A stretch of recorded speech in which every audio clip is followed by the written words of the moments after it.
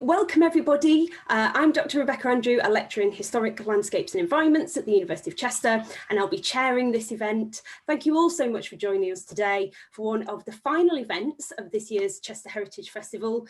And as I'm sure many of you are aware, there have been some fantastic talks, walks and activities, and I know our students have thoroughly enjoyed the hands-on book conservation down at the cathedral that's been going on recently. This evening though, we want to take you on a much broader journey as we try to think about Chester's place in the wider world. And I'll say a bit more about the project that forms the focus of today's event in a moment. But first, let me introduce our lovely speakers who are all members of the University of Chester. I'll get them to each give us a wave awkwardly on camera as I mention their name. So we have Dr. Katherine Wilson. Wave, Katherine. Thank you. Dr. TomPickles. Dr. Hannah Ewance. Professor Tim Grady, Dr. Sam Chadwick, and our wonderful filmmaker, Phil Hurst. Hello. Thank you all for waving, not too awkwardly. So our speakers today are going to discuss different aspects of Chester's past, placing it into a wider global history. Now, the city has, of course, been shaped by global trends, but too often its history has been framed by a more provincial narrative, the story of a medieval and modern English country town at the interface with Wales and Ireland. Now, the historians and archaeologists in our department specialise in everything from prehistory to the present across Britain, continental Europe and America. But in the midst of the pandemic and multiple lockdowns, they found themselves very much removed from their usual subject matter. So we challenged them to uncover the global history on their doorsteps. And the result has been a series of short films that highlight moments in the city's past when Chester both contributed to and was shaped by global trends. And they really are a wonderful watch. If you haven't seen them yet, they're all available under the series title, A Global History in One City. I'm sure someone will pop the link in the chat shortly. There are currently 4 films on the site, but more are being filmed right now, not quite at this moment as Phil's in the room with us, but stay tuned for more on their way. But for this Chester Heritage Festival event, we wanted to grill in a nice way all of those involved in making the series and ask them to reflect on the process so far. So please do save up your questions to ask at the end of the event, which you can do via either the chat function or by raising your virtual hand. All of those functions should be at the bottom of your screen. But now we'll turn to our panelists and the discussion. So we start with the first theme of visitors to Chester, which is a theme that kind of runs through quite a few of our films, and a question for Tim. So Tim, your film tells us about 2 Germans who died during the First World War and ended up being buried in Overley Cemetery. After watching your film, the first big question that comes to mind were, what were these Germans actually doing in Chester in the first place? After all, this is a long way from the Western Front. Well, thank you, Rebecca, and good afternoon, good evening to everybody else. That's a really good question. Yeah, there's actually 2 people I mentioned in the film, a man called Rudolf Noack and a man called Walter Sich. And I think actually when you look at these 2 people, they kind of illustrate how and why Germans were in Chester during the First World War, how they ended up in Chester. Now, this first guy, Noack, he kind of, I guess he's the most straightforward. He was a German soldier, captured on the Western Front, and then brought over to Britain, probably on a ship over to Southampton and then on train from there. Once he's captured, once he's brought to Britain, he was brought to the Handforth prisoner of war camp in East Cheshire, one of the largest POW camps in the country. And I think he was taken ill at some point and brought to Chester to the infirmary in the city. And it was there that he sadly died. He may well have been working either in a sub-camp or on a farm locally, because a lot of the prisoners in Handforth, if they were taken ill, they would have been taken to a hospital in Manchester. So it's likely he was perhaps already quite close to the city. So that is the most obvious reason. It explains why why he came to Chester and why other prisoners were too. The other guy explains the other side of the story, and that's this man, Walter Sich. He's a bit more complicated. He was a civilian. He lived in Britain since about 1910, I think. One of over 50,000 Germans living in Britain. When the war started, he and these other German civilians were gradually interned, locked up through 1914, and finally with the Lusitania sinking in 1915. He was taken, when he was arrested, to Queensferry prisoner of war camp, so just outside of Chester, across the border into Wales. Again, he was taken ill there, brought to Chester Infirmary, the same as Noach, and he also passed away there. And that's how the pair of them ended up in Chester and buried in Chester, because they died in the hospital in the city. I hope that explains that, answers the question there. But thank you. It's fascinating. Think about the journeys to the city, as well as what people do once they're here. It's absolutely fascinating. Thank you, Tim. So Tom, I really enjoyed watching your film about the Vikings and Chester, and it was a new history for me as a confirmed modernist, but one wonderfully explained, and I learned so much. And one thing that really struck me about your film was it was also about a very different set of visitors to Chester. Could you tell us a little bit more about who came to Chester and why? Well, the title of the film, isn't it? It's the Vikings with a capital V. But we're actually, as historians, very suspicious of that term. We use it to talk about the period between the 8th and the 12th centuries. And we think of this in global terms as being dominated by the movement of peoples from what's now Scandinavia, from what's now Norway and Denmark and Sweden. And we use that term Viking to cover a whole range of activity that they were undertaking. So there's quite a lot of different people who might have been coming to Chester for different reasons. We think of them as as well, and raiding and trading seem to have gone hand in hand.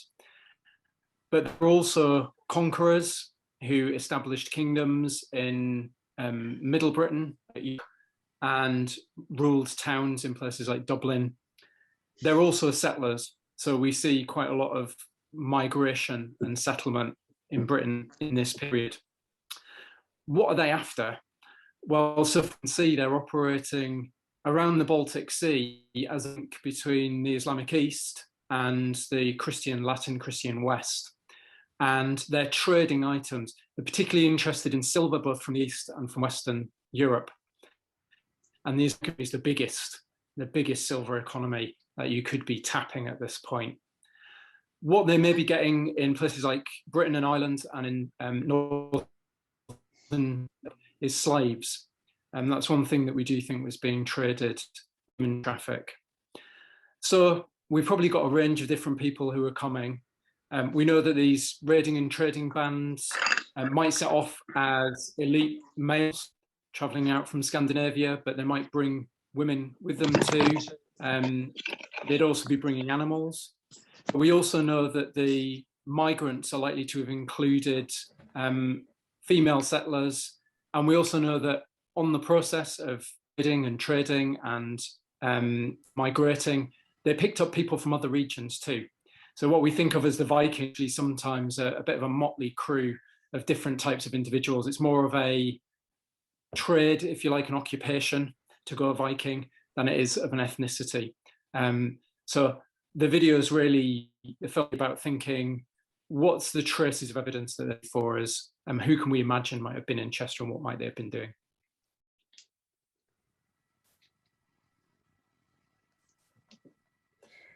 Thanks, Thomas. Another really interesting explanation of people who are kind of moving in and around Chester. At the water tower on the medieval city walls, and I was surprised. 19th century. Can you tell us a bit more about who and what was traded and why this made Chester so commercially important? Okay, well, thanks very much. Yeah, so the film was really about trying to speak to why, or to tell people about Chester as a really important commercial city. for the later Middle Ages, and particularly back from that, of course, but so 1300 to 1500. And often overlooked the most important port in the northwest during this time. And that's something that's actually really hard to realize now, and Phil did such a great job of showing how Chester was that port city in that period. And that's obviously because the water from the River Dee has receded now, so we no longer have it as that central port city. And to that water tower, we have boats that are coming in from international destinations, from France, Spain, Germany, and Ireland. And they had to come in and they had to pay those customs and duties on the goods and the objects that they were bringing in. And we have really good records of these in the archives in Chester as well, exactly who's coming in and what they're bringing in and what they were taxed on these goods. So things like furs, skins, wine that comes from Gascony in France as well. And these items, people say, well, they're really important items for use in everyday life and for people in Cheshire and beyond. So merchants, of course, in Cheshire itself were often very much involved in this trade, and they profited from this trade as well, building the residences that we still have the remnants of in the centre of Chester itself, in the undercross, but also actually in the rooftops of the buildings. We often have the medieval remnants of their residences. So I think Chester is just this, I wanted to tell a story about Chester being a really interesting node in the networks of trade. And for me, it should really be studied much more alongside those European commercial centres that I like to study, that are my basis of study. And I think it needs to be fully appreciated and put back into this commercial and global context. Great, thank you. And another really fascinating kind of exploration of this hidden history right on our doorsteps. So question then on the theme of visitors is for Phil. Now, these films do a really wonderful job of bringing this history to life, but given that quite a lot of what we're talking about today are histories of absence, it must have been pretty difficult as a filmmaker to actually achieve this. We don't have any archive film footage, sadly, for example, of Vikings roaming through Chester, or even of the Germans here in the First World War. So my question for you then, Phil, is how do you actually go about trying to visualise something on film that was already missing? Well, you're right. It is often a challenge, but because I've been doing this a fair number of years, you remind yourself not to go into sort of blind panic at the start when you see the script with all these, wonderful ideas and bits of history that need to be represented on screen. And to be honest, it's a perennial problem for all producers because often when you present it with a blank, script, as it were, with no visuals attached to it, you do need to do something with it. Otherwise, you've got a blank screen, or you've got lots of black elements on the screen, as it were. So, obviously, the first part to be in is to break it down into chunks and decide which bit the presenter will present, where they can be on screen, of course.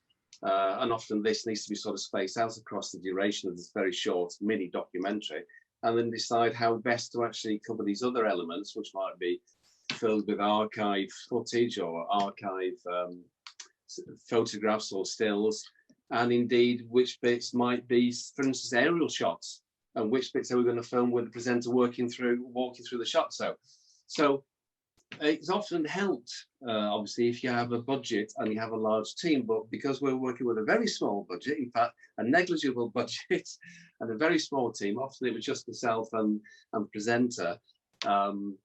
It did make it easier in some respects because there's no complications of communication between the group.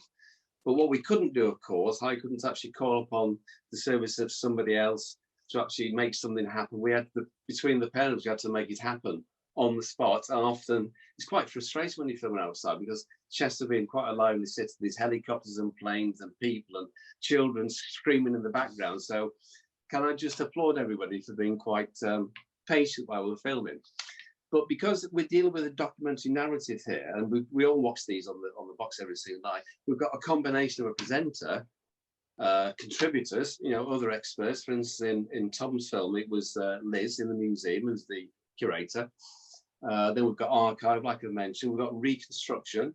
And in the Viking one, Tom's film, we had the opportunity, because of the reputation the Vikings have got, we had to supercharge that with a bit of action footage. Unfortunately, because I've filmed that sort of stuff before and I know where to go and find it, we had the opportunity to pull some of that footage in just to dramatise it a bit. With Tim's, of course, that was a more reflected and muted sort of topic.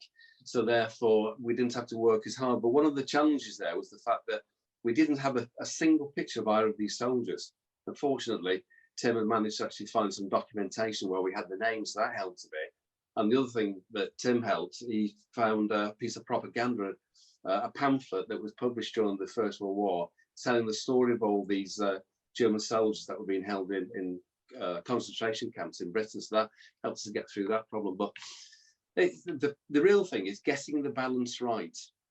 And because the script and the program comes together on the timeline on the computer, you can see where the gaps are, and you can work on the bits that need the attention. The rest of it will actually look after itself. But often you go with the gut feel, and the objective, of course, is to make it visually interesting, but interesting in a sort of soundscape sort of way. So often music is very powerful in often filling the gaps or creating that mood underneath to get you through to the next point. But what we haven't got the luxury of is actually spending too much time. They have to be quite short, not as long as obviously a full broadcast documentary where you're looking at an hour or so. And that was a sort of a difficulty, because we need to keep it short so we don't lose people's attention span. But also, if we make it too short, then we don't do justice to the story. So it's trying to get that balance that right, that weighing up, and obviously hoping that people actually run with the material and actually, you know, decide to actually find out more by hopefully coming to Chester and sort of seeing what wonderful history we've got to share with people. Oh, thank you. Yeah, I think you did a great job on all of that kind of myriad of pulling it all together, Phil. And I really love some of the, I'm guessing there were drone shots over yes. some of the sites that you looked at. I think that was great. But we're also learning about a hidden history, perhaps, of filmmakers' secrets this evening. So what a great start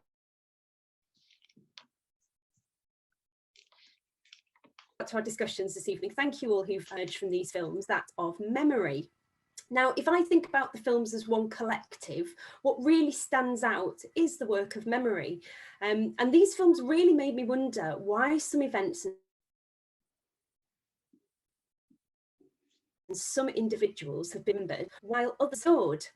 So Hannah, you explored the life of Viscount Combermere, but above all, his deeds were remembered. But above all, really, it was about how his deeds were remembered by the people of Chester. And this was shown in your film most visibly with the statue of him, which is situated by the Grosvenor Bridge. So I wondered if you could tell us a little about who erected this statue and what it actually tells the public about his life.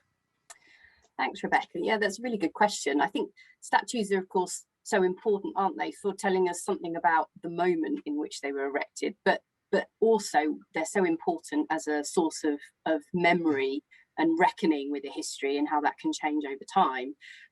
The statue was put up by the people of Chester, and it was put up, even though the idea was already in play at the end of his life to erect this statue. Momentum for it really picked up after his death, and the people of Chester contributed to it. They gave money to help put this up, and I think we need to put that in the context of what was very much a Victorian frenzy almost for putting up statues and monuments. And if we think of many of the different statues that we have in Chester today, we can really relate them back to that Victorian period. And then I think Viscount Combermere's statue really speaks to the value of the age, which was about celebrating military endeavour. It was about celebrating imperial expansion, about loyalty to the crown, all of these great values, about Britishness as well, and all of that encased in the figure of a man, an elite figure as well, an aristocrat ultimately. So I think we can see many of these values being encapsulated in this statue. And for the people of Chester, it was also about wanting to have a piece of that, wanting to make that local connection between this great man who stood on the world stage and their own immediate landscape, their own immediate environment that they felt had given rise to his prestige. So I think that's a really important way of thinking about it. But I think when we try to reflect perhaps on what the public might make of his statue since that point, I think that really changes over time, and it goes to show the way that this statue has somewhat blended into the landscape, almost to the point of becoming invisible. That shows how our perception of this man have changed over time, but also our attitude towards the values that he seems to represent as well. You know, that for many people, even by the early 20th century, they've forgotten who he was. They've forgotten his importance to the Victorians, and now really it's come full circle, and that statue is part of a contested heritage, particularly linked to colonialism. So it's really a public figure, but more than that, it's ultimately what that statue represents. Great, thank you. So really important and timely point. So now, Tim, after watching a really quite moving film,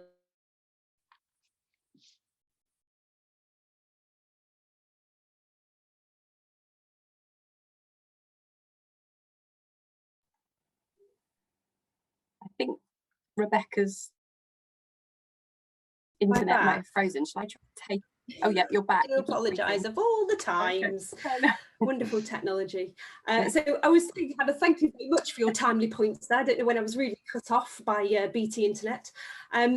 But I was then moving on to speak to Tim about his really quite moving film about the two Germans that he featured. But I was still a bit unsure about what had actually happened to them. And at one stage you discussed they're buried with headstones, but then further on in the film we learned that their graves were actually lost. So my question for you is, were they actually remembered in Chester or not? Thanks, Rebecca. Yeah, that's a good question that I got the second time round there, so thank you. Yeah, I mean, I'm not sure, to be honest, I'm not sure they were ever fully remembered in Chester, but they certainly had a presence in Chester because their bodies were here and potentially still are here. The fact that they're war dead and technically, or at least one of them was technically a soldier, or was a soldier, so was technically war dead, meant that they couldn't simply be forgotten and totally ignored. They had this presence, they were here, and to some extent they had to be remembered. So we know the Commonwealth War Graves Commission, the Imperial War Graves Commission as it was back then, was very good at securing the British and Empire war dead. And when you go into Overley Cemetery, for example, right-hand side there, you see quite a small war graves cemetery for the British and Empire war dead there. Now, for the Germans, under the terms of the Treaty of Versailles, one paragraph within that says that enemy war dead have to be buried properly and their graves maintained as well. So the Commonwealth War Graves Commission had a responsibility to do this. And I think, as far as we can tell, they did do this because various reports, a 1930 German report, for example, states that the two graves in Chester were excellently maintained. So we get a sense that they were remembered and maintained. But thereafter, this is where it becomes a bit of a mystery, and hence your question, I guess, is what really happens to them. And the problem comes early 1960s. West Germans at that point were allowed to move their dead from World War I and from World War II to a new cemetery at Cannock Chase. And these two members, these two men I've mentioned in Chester, were on the list to be exhumed and moved at that point. But I'm not sure that they ever were moved to Cannock Chase. They're listed to be moved, but I don't think they actually make that journey to Cannock. Because today, if you look at their names on the registers, they're listed as missing, unknown graves. And instead it says to look at the register instead. Thereafter, the last correspondence I find about them says that, okay, we don't need these graves anymore. The headstones could be knocked down and demolished, which seems to suggest they've been exhumed somewhere, but exhumed to where, I've no idea. So it ends as a bit of a mystery. And that's all I really know on that. But if anybody can help me fill in the gaps, I'd be more than grateful. So thank you. Yeah, thanks, Tim. I think it's absolutely intriguing. Hopefully, one day perhaps you'll find out what happens to them and whether they are remembered here or elsewhere. I'm going to stop my video for a moment. I will carry on talking, don't worry, just to see if it stabilises my internet connection a little bit. So we'll move on then from Tim's very moving example of memory and perhaps the absence of memory there, to ask my final question on the theme of memory to a panellist whose film is currently in the works. Sam, you're going to cover in your film the English Civil War and military revolution in general by looking at the Siege of Chester. So my question for you is just a very small one for today's panel. Who makes it into the history books? Who do you think should be remembered? And who isn't? So Chester, because it's a royalist stronghold, ends up getting visited by the big important people, the ones that we remember: King Charles, his nephew Prince Rupert, the big royalist commanders. Might be a stretch of it, but people who take charge of the army. But in our local history books, the two names that we see continually are William Brereton and Byron. Byron is the defender of Chester.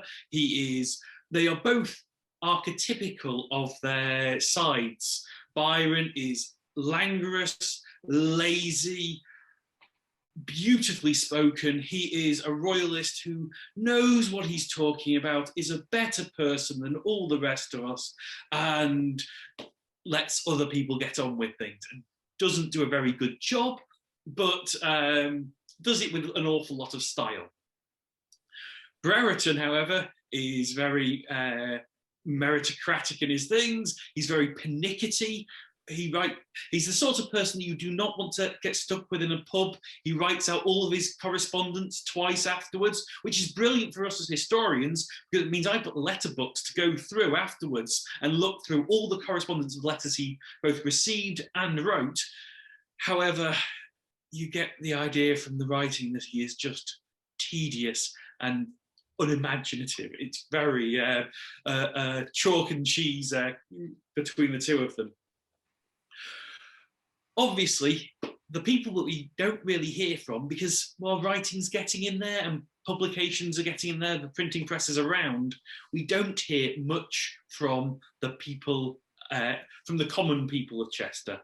Though we do get a beautiful one from when the wall is broken. So at the Roman Gardens, there is a big break in the wall, and after hours of gunfire, the parliamentarians siege him, assault him, and to start off with, it's just the soldiers fighting, but then we have reports of the women of the city of Chester start making the soldiers look bad for fighting back so terribly and pushing the parliamentarians back. Along with them, there is also one Frenchman who is a friend of one of the nobles. He's a low-level noble who is fighting in his nightshirt, nearly as naked as his sword, which I think needs to have more of his life. You know, I'd like to know more about him. I think there was a lot in there, Sam. Thank you for a really vivid kind of discussion of the period you're looking at and what we hopefully can expect to see in your film when it's finished. You also did a good job of tackling such a large topic in a really short space of time. So lots to look forward to there with your film. So we move on now to the penultimate theme for today's panel to consider: material culture. And if these global histories that you've all been looking at have been hidden, one of the things that's occurred to me while I've been watching them is how you actually went about as historians uncovering these hidden histories. From several of the films, the key to learning more about them seems to come from surviving objects. So my first question is for Katherine. When watching your film, I was really excited to hear about Chester's connection to the silk trading route through the hair tile found in Chester. And it's such an unusual story. Could you tell us a bit more? Yeah, absolutely. And speaking about material culture and objects, I should probably confess now 2 years of archaeology at Glasgow University before I transferred to history, which has given me my interest in material culture all the way, although I transferred to history in the end. So this tile is a part of Chester's story in the Middle Ages. As I said in the film, it was excavated from the nave of Chester Cathedral about 1996. The tile itself is from the 14th century, and it shows these 3 hares or rabbits. We can debate over whether it's a hare or a rabbit, and they are interlocked by their ears. And it's, when you're looking at it, it's a visual riddle or puzzle, because you've got 3 ears of the animal on the tile, but each animal is sharing an ear, and I've stared at it for a lot, confused every time. So where does this motif come from, however? We think it was inspired by designs possibly on silk textiles that are imported into Western Europe through China, and this is because the original motif is actually found in the caves dating from the 6th centuries. It's and temples at Dunhuang in China.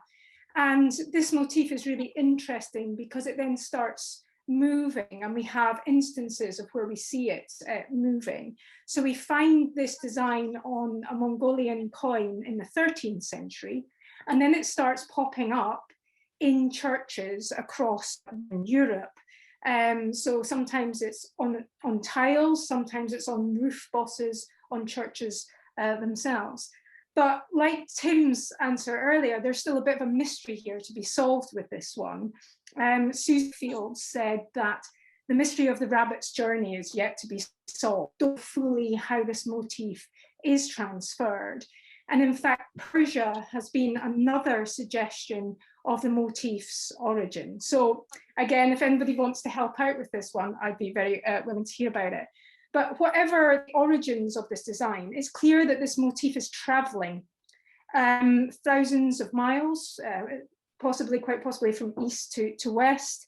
And this shows I think the nature of what was trying to get at in the film of Chester itself, how in the Middle Ages it's a place full of objects, and how these things travel, objects travel boundaries.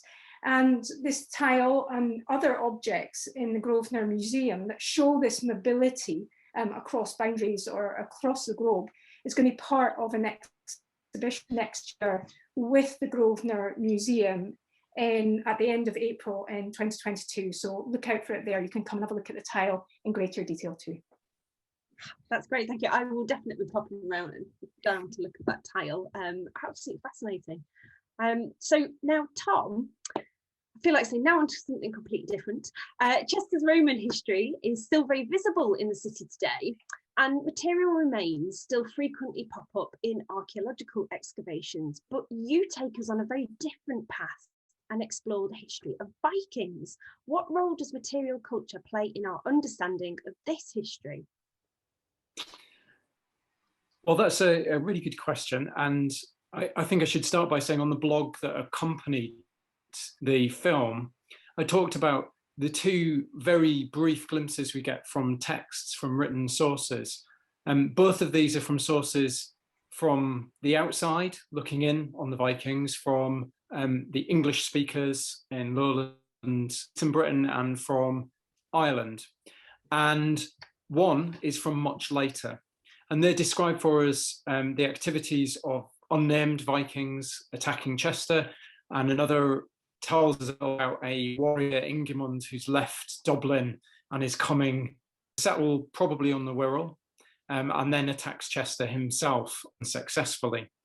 The question for us always is, what lies behind these glimpses that we get? And the material culture is really crucial across the Viking diaspora, the areas where we get Scandinavian activity, for identifying the people who are at work across those regions. So I can think of two ways from the material I was looking at in the film. One is that it's really important just at a basic level for identifying the presence of Scandinavians. Now, how do we do that?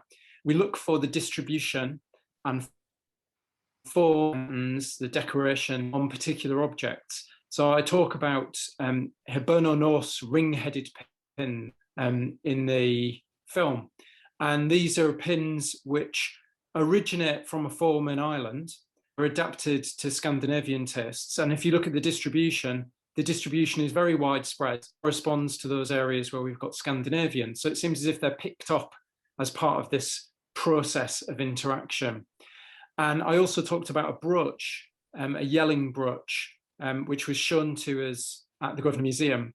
And Montgomery explained that the form and the style of that brooch is Scandinavian, but its twin is found in Dublin, and it may well have been produced in Dublin. And the crucial aspect for us is this isn't just an item of fashion. The way in which people dress was a fundamental aspect of their bodily identity. So it's really about the way in which you actually operate the brooch. And we know these are used by Scandinavian instinctively. They're different from Scandinavian influenced brooches, which are of a form that we find in Britain.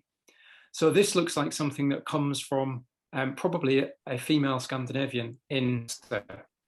So there's identifying Scandinavians, but there's also figuring out what they were up to. And here I talked in particular with Liz about a hoard, the Castle Esplanade hoard. How do these hoards help us identify Scandinavians and figure out what they're doing? Well, the regions of Western Europe, we know them now as France and Germany, as England. These were monetized regions. They had controlled silver coinages issued in the name of the king. But beyond those were areas where there weren't monetized economies. There weren't coins issued in the names of kings. And the Vikings were operating between these. And then there are areas where silver was really not abundant at all, like Ireland. And what these hoards show is they show people who are traveling around with silver bullion in nice bars, but also hack silver jewelry that they can hack up. And they often, in graves, we find Scandinavians buried with weights and little weighing scales so that they can weigh out the hack silver that they've acquired to make it up to the right value. Also then mixtures of coins, not from any one denomination, from any region. Sometimes there'll be a mix of some Eastern Islamic coins. Sometimes there'll be Frankish coins from what's now France and Germany. Sometimes there'll be English coins, and sometimes of different periods in time too. And that helps us see these individuals who are traveling around with different types of silver to operate in different kinds of economies and operate between them. And why are they putting them in the ground? This is a very good question. But in the ground as, if you like, war chests to be retrieved at some, and some of the ones we've got, and we have quite a lot of these now, we just never reclaimed. So they show us about the connection between raiding and trading as well. Absolutely fascinating. Thanks, Tom, for that answer. And it was really great on your film to see some of those objects in the Grosvenor hold as well. So moving on to Hannah, obviously the sizable object at the centre of your film is Viscount Combermere's statue. And as we know, statues, especially those which link a person or a place to colonialism and slavery, have become increasingly controversial in Britain and around the world. So what do you think should be the future of this particular statue? Oh, that's a big question, isn't it? And it's one that, of course, Britain as a whole, and I think different global communities, different nations are having to deal with as well, particularly those that have got imperial pasts or who are themselves the descendants of colonial people. Trying to grapple with this is really complicated. I think from my point of view in Chester, Combermere's statue actually serves quite an important function because it's really arguably the sole remaining object which truly speaks to Chester's links to the slave trade, and the broader entanglement of the city and the people in imperialism more broadly. There are other links that we know about, we can see within the historical records. There are other sites which we know about which are really important, like the port, for example. We know that there were a small number of ships that were built in Chester and that departed from Chester that completed the full triangle, sailing out to Africa with goods to trade for slaves, then taking them on to plantations in the Caribbean and in the Americas, and then returning with various goods for the domestic market, including sugar. And we know that there were various sugar refineries in Chester as well that processed that load being brought in. But those sites are all but vanished. Of course, we still have evidence of Chester's port, although of course it doesn't exist in the same way that it did at that moment in time. It's been quite fundamentally redeveloped, and this link to slavery has been all but forgotten. And I think it's partly because that site itself has been somewhat erased from the city's landscape. And we've lost those buildings that those sugar refineries were housed in. We've lost many of the records. These were often small-scale businesses, and it's very, very hard to try to trace them back. So it's not part of a known history. But what we do have with Combermere's statue is some tangible evidence. I think it's how we then deal with that evidence, how we deal with that piece of material culture that still remains in our city's public spaces, which is important here. I think it's important to use this statue to make clear that what he stood for, particularly those links to slavery and being a plantation owner, are no longer the values that represent our modern society. So of course we need to contextualize that statue. We need to place it within an important historical context and symbolically remove him from that pedestal. So it's no longer a figure that we are celebrating, but rather an object instead of historical value for what it tells us about a past society.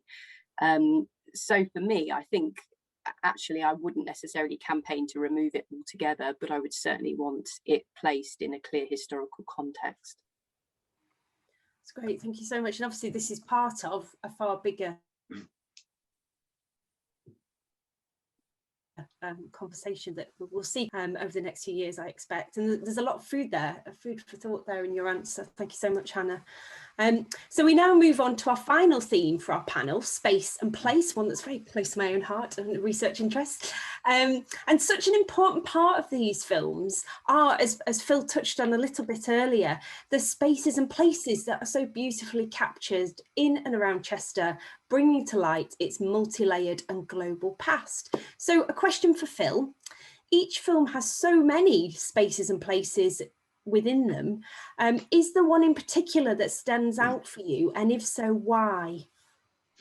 Can I just say that Chester, because it is so, and it's a cliche to say this, it's so aesthetically pleasing to look at often, you know, the main parts of the city, the historic bits that get lots of photography expended on them, because it's so beautiful. You're often spoilt for choice, but if I had to choose one, then it would be the River Dee, and that is for me because it's often overlooked by many people, and in fact sometimes myself when I go to town I fail to go down to the river and just sort of, you know, experience the wonderful landscape that we have down there.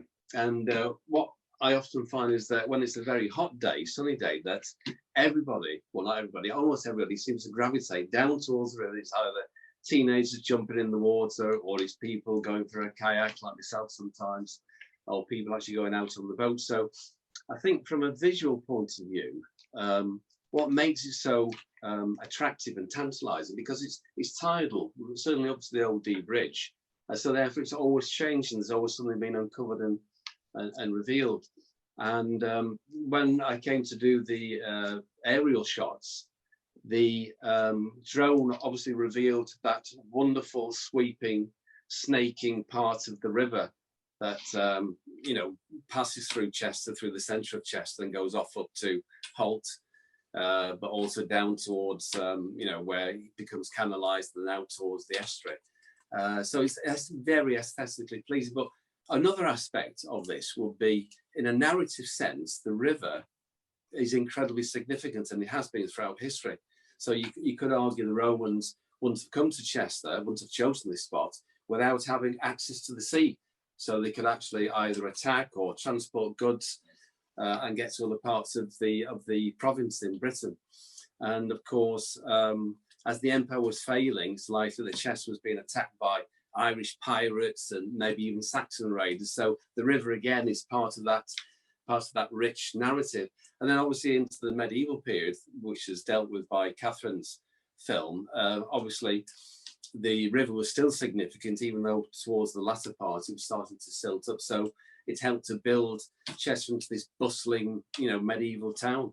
And quite as late as I think 18th century, there's still some shipbuilding that was ongoing on the banks of the River Dee. So for all those reasons, the river, I find, is one of the most attractive and enigmatic parts of Chester that I always find myself gravitating towards.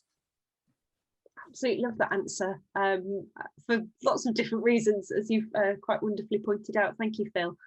So my final question for the panel goes to you, Sam.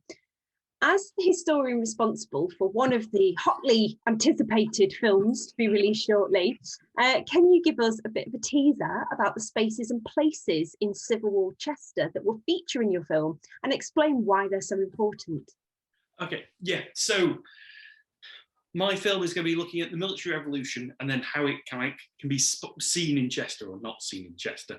And the idea is that your organised armies with big weapons should be knocking down places like Chester within seconds. It all starts in Constantinople over a century beforehand, often considered sort of the end of the medieval period after the early modern period, although controversial. I'll be careful on those ones, where the walls fall down straight away. But at Chester, you get loads of places where the walls don't. Well, they do have the breach that is at Roman Gardens, and is one of the ones that I think we'll have a look at. That is only after a year of pounding that wall. And if you go down along the Roman Gardens, down to Barnaby's Tower at the end, you can actually still see the cannonball marks where they've hit it and they're just bounced off. So we've got lots of places which actually kind of demonstrate the resilience of Chester. Although my personal favourite little bit is actually just by the university. There is Prince Rupert's Trench, which until recently didn't even have any notifications on it, and people had not really known what it was. And it was only silly archaeologists and historians go, oh yeah, that's a early modern fortification. That's where Prince Rupert has come to town, has seen this vast defences that are way too big for the Chester garrison to defend, and funny enough, protect all the rich homes. I don't know what correspondence there is there. And then Prince Rupert comes down, cuts it all down into this neat fighting force that then holds out for a long time. Great, so I will have to go and have a look at those cannonball marks down at the gardens this weekend. I really can't wait to watch the finished product. Well, I'm sure the audience will agree with me. What a fascinating and thoroughly enjoyable that discussion that was. And hopefully join me in a round of applause to say thank you so much to our panel. So we've got a little bit of time to take some questions from the audience. So I've noticed that some of you have already been posting your questions. Thanks so much. I'll work my way through them now. But please do post your questions in the chat. Or raise your hand if you would like to ask a question. Okay,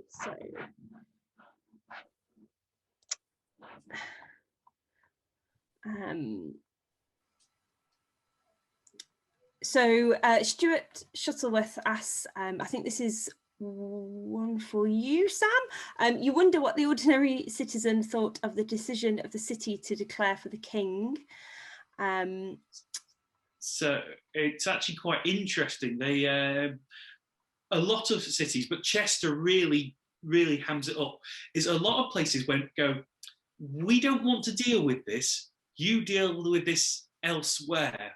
And so there are these big, from an awful lot of the cities, declarations of neutrality, declarations of do your business somewhere else. We'll talk to whoever wins and we'll happily have them as our ruler, whether it's Parliament or whether it's King. And indeed, they even start, the actual local government actually starts building up the defences of Chester even before they've decided whether they're going to be parliamentarian or royalist, and with the aim that it would deter armies. Unfortunately, armies quite like well-defended places because it's good for their armies. So, yeah. Thanks, Sam. So we've got a question that kind of goes across two of the films here. So Jane Heber-White's asking, Combermere's values quite rightly challenged, but then how do you deal with a societal group's values such as the Vikings? Yeah, this is a good question. So how do we deal with the values of past societies, the cultural values that we work with? I think what Hannah's talked about is contextualisation. So there's a famous judgment by Sawyer on the Vikings who says this is more than normal Dark Age activity.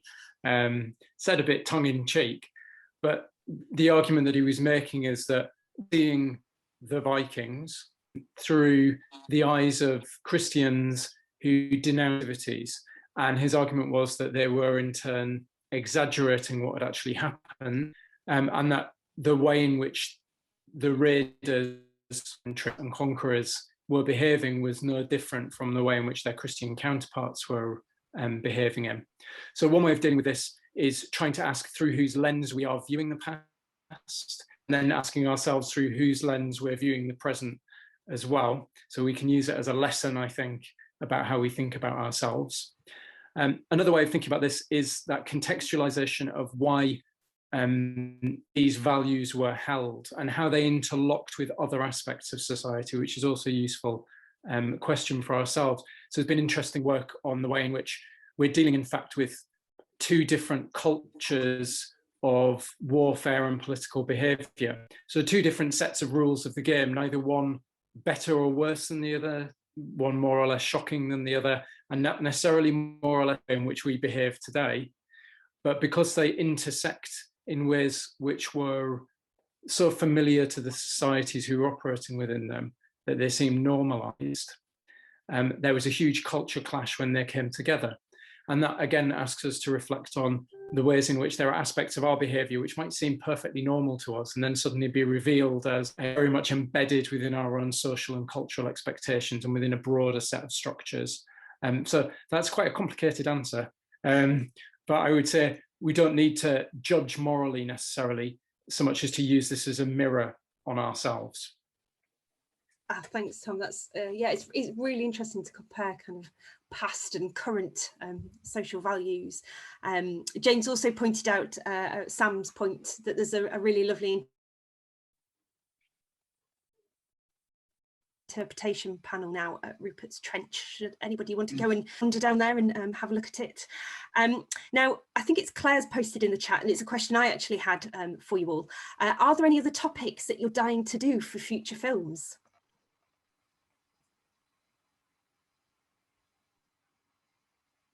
A really good question. Shall I kick off with that? We have got some others in the pipeline besides Sam's as well.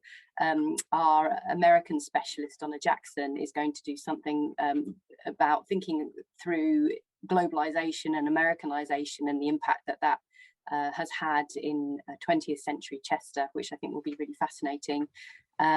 We're also going to have films from some of our archaeologists. So Caroline Pudney, who's a specialist on Roman history and archaeology and prehistory, of course, will be doing, or is in fact already virtually finished, I think, Phil, isn't it? Her film about Roman Chester, which is going to be such a crucial part of this series, of course, but looking to explore in quite a new way what otherwise we might think of as quite a well-known narrative about Chester.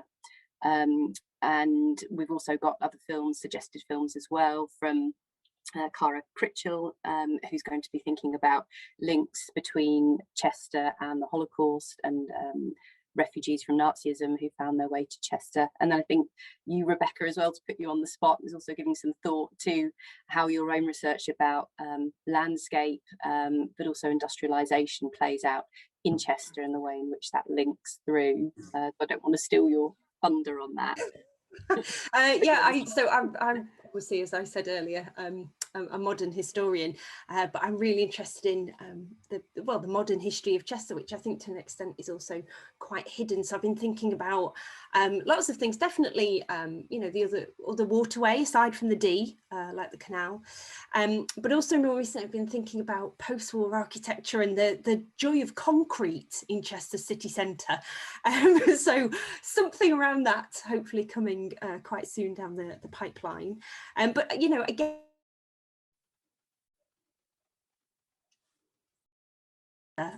especially through its kind of built environment. So the final question I think we've got in the chat then is one for Tim, and it's from Alan Hume. Did First World War hospital ships ever transport prisoners, or were they always max patient loaded? Were the prison ships as an alternative? Thank you for that. Thank you for those questions there. Yeah.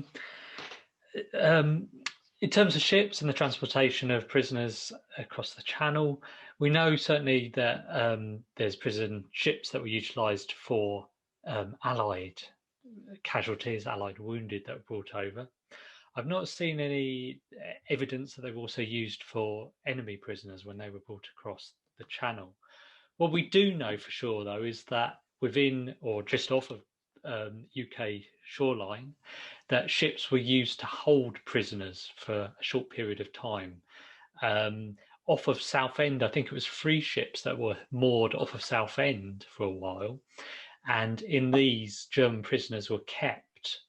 But there were Swiss delegations and American delegations that toured all the different places of internment, and they quickly condemned these ships as being not suitable for holding people. They were too cramped, damp, cold, and from that point onwards, the British had to find alternative places to hold people. They couldn't hold them in ships over the longer term. So I can partly answer that question, but not fully answer it. And that's really all I know off the top of my head of that question, really. But it's an important point you raise. It's great. Thanks so much, Tim. So really that kind of time is up. It concludes our, hopefully you found it as fascinating as I've today, our fascinating discussion around these 4 films. And there are obviously, as Hannah was saying, many more to come in the pipeline. I posted a link in the chat to an evaluation form, which will honestly, I promise, take you probably a minute or so to fill out. It's very helpful to us for doing more events like this in the future, and we do value your input and feedback. So thank you all for joining us today, and stay tuned for future films from us. And thanks also to our wonderful panel again. Thank you. Thank you. Thanks, Rebecca. Thank you. Thanks very much. Bye-bye. Bye-bye.